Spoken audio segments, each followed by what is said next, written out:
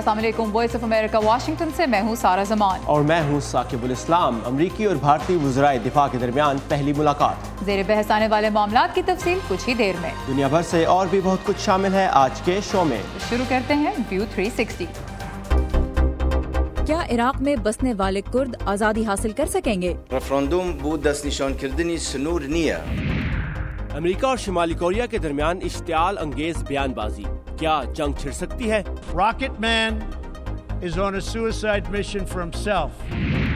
सदर ट्रंप और अमरीकी फुटबॉल टीम्स के दरमियान तनाज़ा, एक पाकिस्तानी अमेरिकन स्पॉटलाइट में। मेरे ख्याल में हर पाकिस्तानी को ये ऐसे करना चाहिए अगर कोई भी अगर शाहिद खान की जगह हो। अमरीकी वज़ीर दिफा जिम मैटिस भारत के दौरे पर हैं, जहां आज वो भारतीय वज़ीर आज़म नरेंद्र मोदी से मुलाकात कर रहे हैं।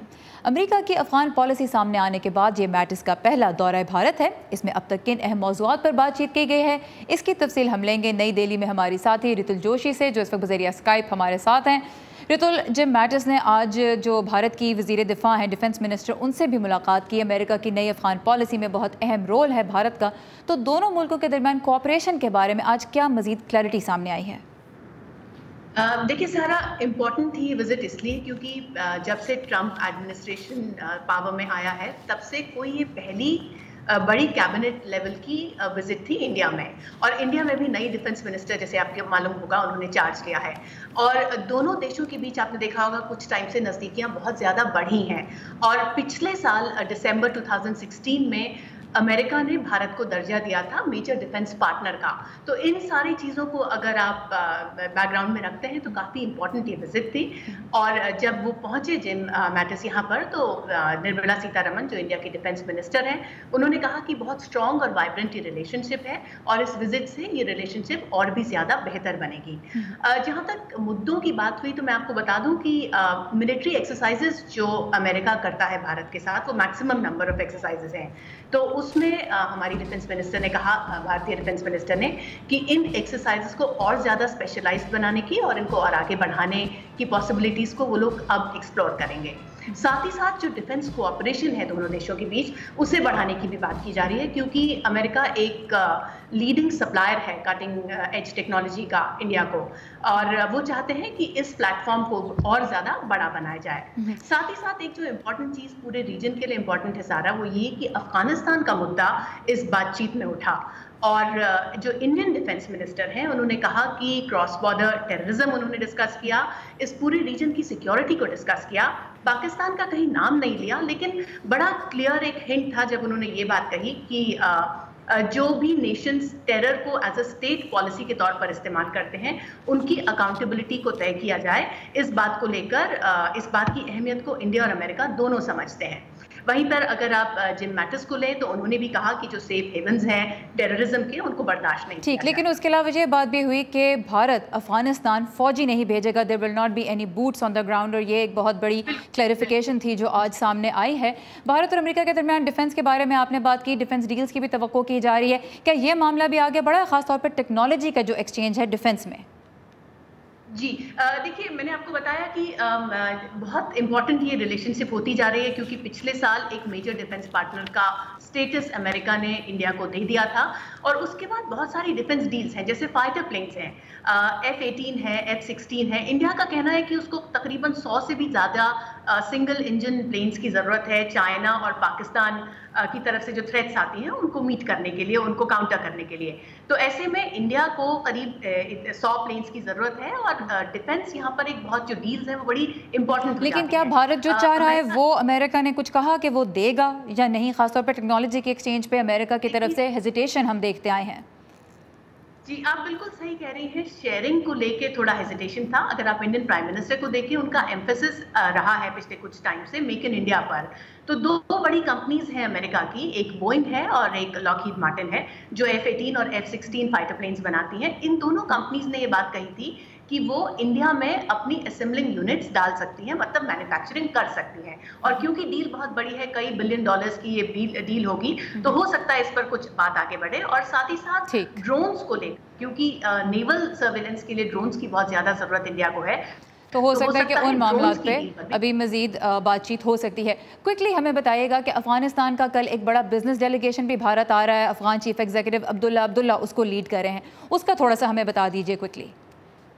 जी देखिए, बहुत अगर मैं ये कहूँ कि अगला जो पूरा हफ्ता होगा वो एक अफगानिस्तान वीक होगा इंडिया में, तो वो गलत नहीं होगा, क्योंकि जैसे कि आपने कहा एक बड़ा बिजनेस डेलीगेशन आ रहा है। एक बहुत बड़ा mega trade and investment fair शुरू हो रहा है कल से, जो 30 सितंबर तक चलेगा। मिनिस्ट्री ऑफ एक्सटर्नल अफेयर्स और यूएसएड, ये दोनों इस इवेंट को फैसिलिटेट कर रहे हैं। सिर्फ अब्दुल्ला नहीं, 14 बड़े मिनिस्टर्स भी उनकी गवर्नमेंट के आ रहे हैं। इंडिया तो एक तरह से देखा जाए, जिस तरह आपने कहा कि अफगान वीक है, और एक तरह से देखा जाए तो इस वक्त भारत में अफगानिस्तान और अमेरिका दोनों के ही प्लेयर्स मौजूद होंगे रीजन में अपना कोऑपरेशन बढ़ाने के लिए। Ritul Joshi, thank you very much for this update. और सदर ट्रंप के इक़्तिदार में आने के बाद गुज़िश्ता कुछ महीनों में अमेरिका और शुमाली कोरिया के दरमियान कशीदगी में इजाफा होता नजर आया है और दोनों तरफ से इश्तियाल अंगेज़ बयानबाजी जारी है। क्या ये बयानात अमली सूरत इख्तियार कर सकते हैं? इस बारे में बात करेंगे कैपिटल हिल पर हमारे साथी नदीम याकूब से। नदीम, ट्विटर से लेकर अक़वाम मुत्तहिदा की जनरल असम्बली के हॉल तक दोनों जानिब से सख्त अल्फाज इस्तेमाल हो रहे हैं, हालात किस सिमत में जा रहे हैं? गुज़श्ता रोज़ सदर ट्रंप ने अपने एक ट्वीट में कहा कि शुमाली कोरिया ने अगर अपना रवैया नहीं बदला तो इसको सफ़ाए हस्ती से मिटा देंगे।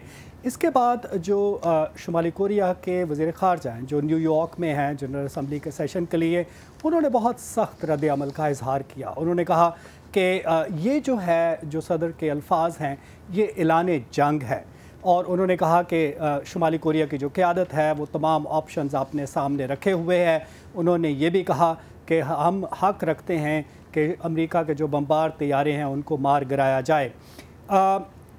इसके अलावा लेकिन ये जो बयानात हैं जिनका आपने ज़िक्र किया, जो वाइट हाउस की तर्जुमान हैं सारा हकबी, उन्होंने कोशिश की कि इसको ज़रा प्ले डाउन किया जाए। एक प्रेस ब्रीफिंग में उन्होंने कहा कि हमारा मकसद शुमाली कोरिया, जो कोरियाई ख़ित्ता है, वहाँ पर जोहरी हथियारों को उससे पाक करना है और उस मकसद को हासिल करने के लिए हमारी पूरी कोशिश है कि इक़्तिसादी और सफ़ारती दबाव डालकर ये मकासद हासिल किए जाएँ। कुछ ऐसी ही बात जेम्स मैटिस ने कही दौरा भारत के दौरान। उन्होंने एक सवाल के जवाब में कहा कि हमारी कोशिश है कि इस खित्ते को पाक किया जाए जोहरी हथियारों से, लेकिन ये हम कर रहे हैं अक़वाम मुत्तहिदा में।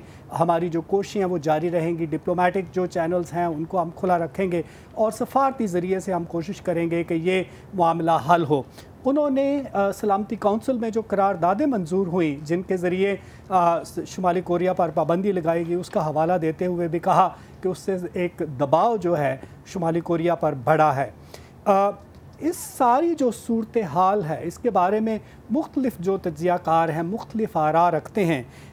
विक्टोरिया यूनिवर्सिटी न्यूजीलैंड में प्रोफेसर हैं इंटरनेशनल रिलेशंस के वैन जैक्सन, मैं उनके वर्ड्स जो हैं वो कोट करना चाह रहा हूँ। वो कहते हैं कि बेशक अभी हम जंग में नहीं हैं, मगर हमारी हरकत और बयानात से हम पूरी कोशिश कर रहे हैं कि जंग हो जाए और डेटरेंस नाकाम हो जाए। मगर दूसरी तरफ यूनिवर्सिटी ऑफ कैलिफोर्निया बर्कले के जो प्रोफेसर हैं टीजे पिंपल, वो कहते हैं कि शुमाली कोरिया के बयानात के बावजूद शुमाली कोरिया जंग नहीं करेगा और चीन की तरफ से जो बैंकिंग और इक़्तिसादी ताल्लुकात में कमी आई है, माया कुदरती गैस जो है उसको बंद किया गया उसकी सप्लाई को, इससे लगता है कि चीन शुमाली कोरिया को एक पैगाम दे रहा है कि शुमाली कोरिया एक ख़तरनाक खेल खेल रहा है और दबाव डाल रहा है कि वो बातचीत पर आमादा हो। जी साकिब। जी नदीम, और शुमाली कोरिया के अलावा गुज़श्ता अमरीकी इंतखाबात में रूस की मुबैना मुदाखलत के बारे में भी वाशिंगटन में तहकीकात जारी हैं। क्या अपडेट्स हैं इस बारे में अब तक? अभी जो है वो यहाँ पर जैसा कि पहले से हम बताते रहे हैं कि इंक्वायरीज़ हो रही हैं मुख्तलिफ लेवल्स पर, जिनमें देखा जा रहा है कि रूस ने आया इंतखाबात में मुदाखलत की या नहीं। तो आज उस हवाले से एक जो हेयरिंग है वो हाउस की जो इंटेलिजेंस कमेटी है वहाँ पर हो रही है, जिसमें सदर ट्रंप के एक दरीना साथी जो हैं रॉजर स्टोन वो पेश होंगे। आज उनकी पेशी से पहले उन्होंने एक बयान में कहा कि मेरा इस मुदाखलत से कोई ताल्लुक़ नहीं है। मैं आपको बताता चलूं कि इसके अलावा जो सेनेट की कमेटी है इंटेलिजेंस कमेटी, वहाँ पे भी एक इस बारे में तहकीकात जारी हैं। जो सबसे अहम तहकीकात हैं वो जस्टिस डिपार्टमेंट की हैं, जिसको हेड कर रहे हैं FBI के साबिक डायरेक्टर रॉबर्ट मुलर, और देखा ये जा रहा है, तय ये करना है कि आया रूस ने इंतखाबात में मुदाखलत करके इंतखाबात के जो रिज़ल्ट्स थे उन पर असरअंदाज होने की कोशिश की या नहीं।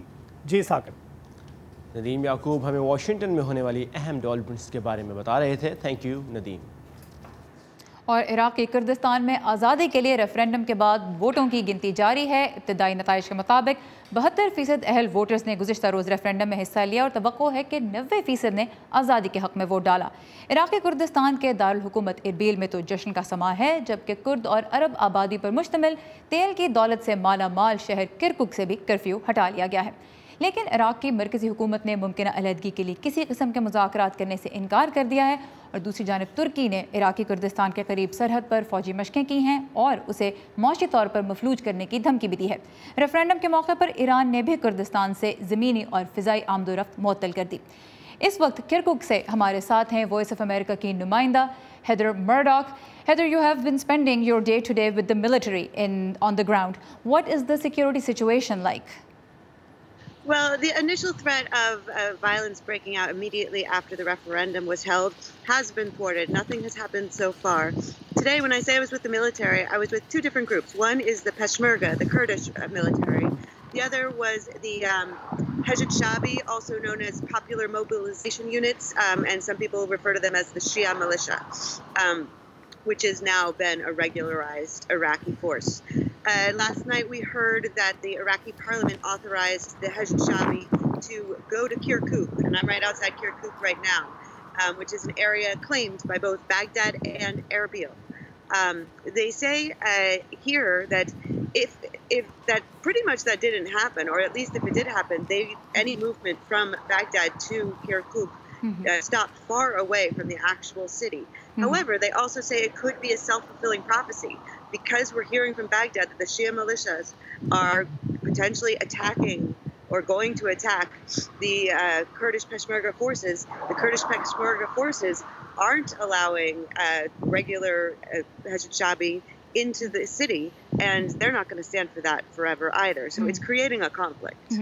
सो इस वक्त हैदर किरकुक में है। ये वो शहर है जहाँ अरब और कुर्द आबादी दोनों ही रहते हैं। यहाँ पे टेंशन ज़्यादा है। हैदर ने अपना आज का दिन जो कुर्दिस्तान की अपनी मिलिट्री है जो पेशमरगा कहलाती है उनके साथ भी गुजारा और इराक़ की मरकज़ी हुकूमत की जानिब से ऑथराइज्ड एक शिया मिलिशा के साथ भी दिन गुजारा। वायलेंस अब तक कोई नहीं हुआ इस इलाके में, लेकिन हो सकता है सिर्फ इसलिए क्योंकि दोनों जानिब के जो फोर्सेस हैं उनके इलाके में मौजूदगी है और पेशमरगा फोर्सेस ये अलाउ नहीं करेंगी, ये इजाज़त नहीं देंगी कि शिया मिलिशा अंदर आए और किसी किस्म की कार्रवाई करे। तो टेंशन इस मामले में वहाँ पे है। Heather, given the response from the central government, from Turkey, from Iran, are Kurdish leaders worried? Is there any tension over there? There is tension amongst the leaders here, although so far they've been fairly quiet about it. The hope from the Kurdish side is that a lot of the talk about what would be the results from the opponents of the referendum would stop after the referendum happened, and perhaps that it was just talk and not action. So Kurdish जो leaders हैं वो देख तो रहे हैं कि Iraq की मरकज़ी हुकूमत और उसके अलावा दूसरे मुल्कों की हुकूमतों ने रेफरेंडम की सख्त मुखालफत की है, लेकिन उनको उम्मीद यह है कि रेफरेंडम के नताइज सामने आने के बाद जो अपोजिशन है, जो मुखालफत थी, वो आहिस्ता आहिस्ता ख़त्म हो जाएगी। So Haider, last but not the least, when can we expect the results? We have heard just last night that it would be 72 hours after the vote. We're not sure if that's because they need that much time to count the votes, or if they're trying to lessen the blow of having the referendum and getting the results, which everyone expects it to be definitely a yes vote.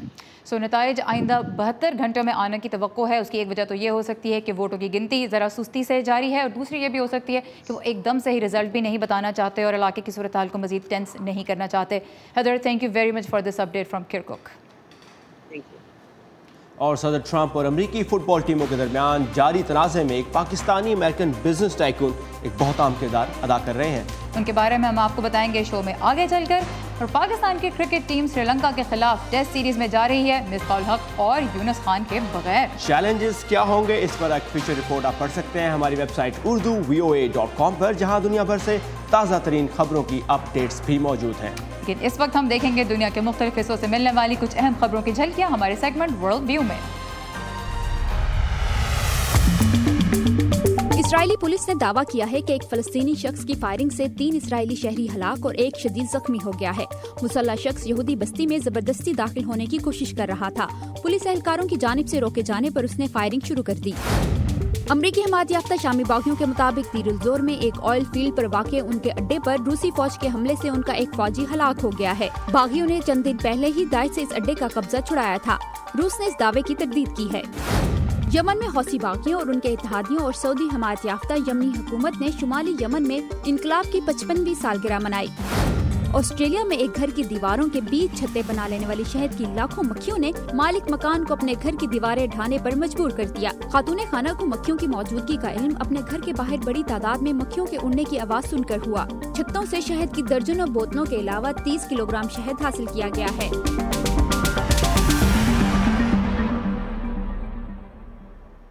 और सारा जैसे हम बात कर रहे थे पहले कि अमरीकी सदर डोनाल्ड ट्रंप और फुटबॉल के खिलाड़ियों के दरमियान तनाज़ा इस वक्त अमरीकी मीडिया की सुर्खियों में है और सदर ट्रंप ने हाल ही में सख्त ज़ुबान इस्तेमाल करते हुए कहा है कि उन खिलाड़ियों को टीम से निकाल बाहर करना चाहिए जो बतौर एहतजाज कौमी तराने पर खड़े नहीं होते। लेकिन खिलाड़ियों के बॉसेस यानी टीम मालिकान उन्हें फायर करने के बजाय उनका साथ दे रहे हैं और इसमें पहला कदम उठाया एक पाकिस्तानी अमेरिकन ने। वो कौन है, बता रहे हैं दीपक डोभाल।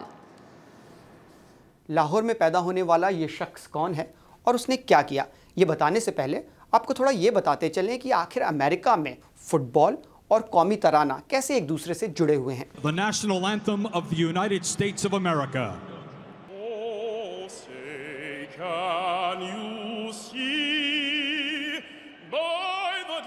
असल में अमेरिका में खेलों के मुकाबले से पहले कौमी तराना गाने का रिवाज है और इसीलिए फुटबॉल के मुकाबलों से पहले इसे गाया जाता है।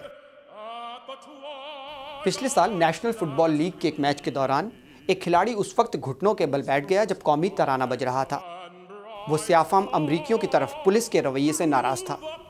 इसके बाद इस तरह के कई ऐसे एहतजाज होने लगे। पिछले जुम्मे को एक इलेक्शन रैली के दौरान सदर ट्रंप ने ऐसा करने वाले खिलाड़ियों के खिलाफ कुछ ऐसे लफ्जों का इस्तेमाल किया जिन्हें हम आपको टीवी पर सुना नहीं सकते। अब आया इतवार का दिन, जिस दिन अमेरिका में कई फुटबॉल के मुकाबले होने थे। सबकी नजरें इस बात पर लगी हुई थी कि आखिर प्लेयर्स क्या करते हैं। एक मैच लंदन में भी होना था।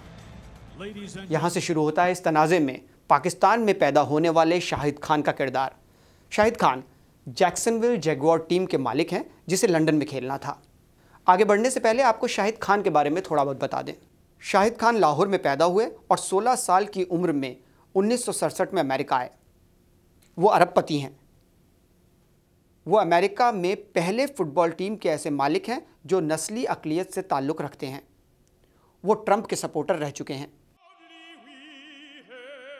जब उनकी टीम मैदान में खेलने आई तो खिलाड़ियों ने कौमी तराने के दौरान एक दूसरे की बाहें डाली और कुछ खिलाड़ी घुटनों के बल बैठ गए और इस दौरान अपनी टीम का साथ देने के लिए शाहिद खान ने भी वही किया।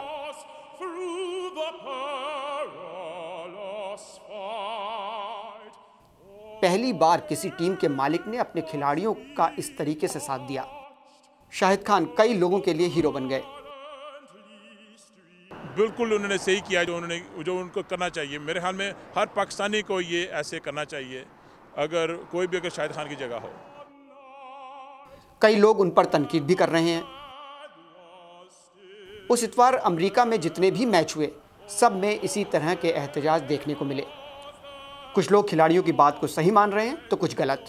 I agree with the president. Maybe not the way he said it, but we should be more respectful of the flag. We have a First Amendment in this country, and I think that allows people to express how they feel in the way that they feel they need to express it.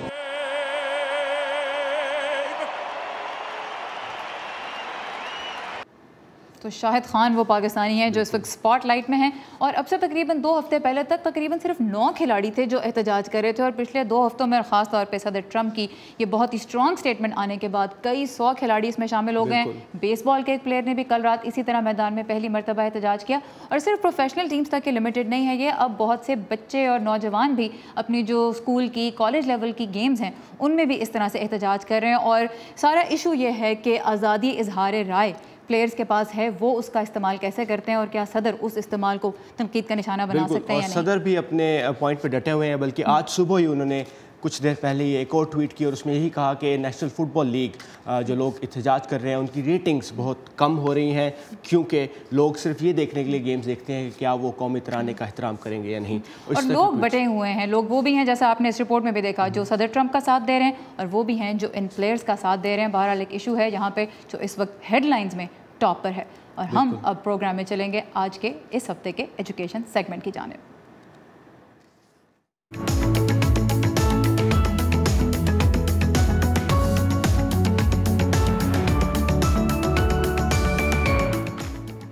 अच्छा जी, अमरीकी तालीमी इदारों में दाखिले के तो बहुत से नौजवान ख्वाहिशमंद हैं, लेकिन यहाँ पे सिर्फ अच्छी मार्कशीट ही काफ़ी नहीं है, स्टूडेंट्स को एप्लीकेशन में अपनी इनफरादियत भी साबित करनी होती है। और सारा इसीलिए अब एक ऐसी ऐप डिज़ाइन की गई है जिसकी मदद से तालिब इल्म ख़ुद को ज़्यादा तख्लीकी अंदाज से पेश कर सकते हैं, और ये ऐप ख़ास तौर से उन गैर मुल्की तालिब इल्मों के लिए फ़ायदेमंद साबित हो रही है जो अमरीका में पढ़ाई के लिए आना चाहते हैं। और वो कैसे इसका इस्तेमाल कर सकते हैं, आइए देखते हैं। मैडिलिन स्टॉल वर्जीनिया से एक हाई स्कूल सीनियर हैं। उन्होंने कॉलेजेस में अपनी पहली तरजीह वर्जीनिया टेक में अप्लाई किया। मैं खुशकिस्मत थी कि मुझे एक एडमिशन ऑफिसर की जानिब से फ़ोन आया कि उन्हें मेरी दरख्वास्त में ज़ीमी का पहलू पसंद आया। दाखिले के लिए अपनी दरख्वास्त पर काम करते हुए मैडलिन ने उसमें एक स्पॉट देखा जो ज़ीमी के लिंक के लिए मखसूस था। मैंने इस पर क्लिक किया और देखा कि ये बहुत ज़बरदस्त है, जहां मैं अपनी तस्वीर और वीडियोस डाल सकती हूँ। ज़ीमी सिलिकॉन वैली में नौजवान एंटरप्रेन्योर के एक छोटे से ग्रुप के एक आइडिया से शुरू हुआ। जोआन जय सिंह इसके बानी और CEO हैं। हमारा अज़म था कि अगर हम 21वीं सदी के अंदाज में किसी एक तालिब इल्म को भी अपनी कहानी बताने में मदद कर सके तो हमारा मकसद पूरा हो जाएगा। अब इस प्लेटफॉर्म को अमेरिका में 180 से ज़्यादा कॉलेजेस इस्तेमाल कर रहे हैं और अब ये यूरोप में भी मकबूल हो रहा है। कॉलेजेस के लिए ज़ीमी हज़ारों तालिब इल्मों में से सही इंतखाब में मददगार साबित होता है। इस साल ज़ीमी के साथ मिलकर दाखिले के काम का तजुर्बा बहुत खुशगवार रहा, क्योंकि इससे हमें तालिब इल्मों के बारे में हकीकी अंदाज में जानने का मौका मिलता है। तालिब इल्मों को ये अपनी सलाहियतें और मुनफरिद शख्सियत को नुमाया तौर पर पेश करने का एक मौका देता है। मैं बुनियादी तौर पर हिसाब और साइंस को पसंद करती हूँ, लिहाजा मैं मज़ामीन में अपनी शख्सियत का मौसर तौर पर इजहार नहीं कर सकती। मैं स्कूल से बाहर स्पोर्ट्स और गैर निसाबी सरगर्मियों में बहुत ज़्यादा हिस्सा लेती हूँ, इसलिए मेरे लिए ये सेक्शन बहुत ज़्यादा ज़रूरी है। ज़ीमी उन गैर मुल्की तालिब इल्मों के लिए भी बहुत ज़रूरी है जो अमेरिका में पढ़ना चाहते हैं। इनसे मुशाफा मिलने का इम्कान तो और भी कम होता है, तो क्यों ना उन्हें ये मौका दिया जाए कि वो हमें अपनी शख्सियत के बारे में मजीद कुछ बताएं या वो चीज़ें जिसमें वो दिलचस्पी रखते हैं। आपको ज़ीमी इस्तेमाल करने के लिए सिर्फ स्मार्टफोन की ज़रूरत होगी। इसके बानी को उम्मीद है कि इससे मजीद तालिब इल्मों को आला तालीम का एक मौका मिलेगा। प्रोड्यूसर हेलेना जॉर्जेविच की रिपोर्ट के साथ नीलोफर मुगल। और अमेरिका की तारीख में पहली मरतबा एक खातून ने फ़ौज की मरीन कोर की सख्त तरीन ट्रेनिंग मुकम्मल करके इन्फेंट्री ऑफिसर का दर्जा हासिल किया है। ये खातून फ़ौजी अपना नाम नहीं जाहिर करना चाहती, लेकिन फिर भी इनका चर्चा हर जगह हो रहा है। 13 हफ्ते की तरबियत मुकम्मल करने के बाद अब वो 40 फ़ौजियों की एक प्लाटून की क़यादत करेंगी। उनके साथ 13 हफ्ते की मरीन कोर ट्रेनिंग में 87 फ़ौजी शामिल थे। तो क्वाइट एन अमेजिंग लेडी। और अब देखते हैं कि वो मैदान में क्या जौहर दिखाती हैं। वेल, ये था हमारा आज का व्यू 360। फीडबैक के लिए आइए हमारे फेसबुक पेज पर, एड्रेस है facebook.com/VOA Urdu, या फिर हमसे ट्विटर के जरिए कनेक्ट कीजिए। हमारा हैंडल है @UrduVOA। अब आपसे कल शाम मुलाकात होगी। Have a nice evening.